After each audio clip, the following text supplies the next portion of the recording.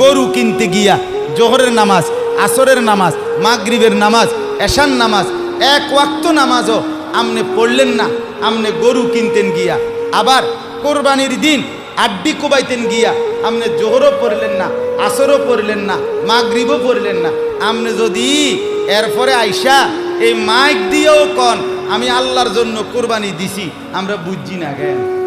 আমরা সিরা খাই, আমরা সিরা খাই, হ্যাঁ আমরা অনন্য ভাত খাইছি, এই মাত্র ভাত খাইছি, আগে তো খাইছি, আজকেও তো এই বেশিক্ষণ হয়েছে না ভাত খাইছি। কি সিরা চাবাই আমি বুঝি না কথা বলে। অতএব আমনে মানে উনি মনোযোগ দিয়ে কোরবানি দেয়, এটা হলে মানে মনোযোগী কোরবানি, একেবারে খুব যত্ন নিয়া মনোযোগ দিয়া কোরবানি করতে আছে। জোহর আসর মাগরিব এটি তো আইয়ে যায়, বোঝেন নাই কথাটা? এটি তো কত শনিবার কত রবিবারে কত জোহর কত আসর আইসে গেছে। আমি এই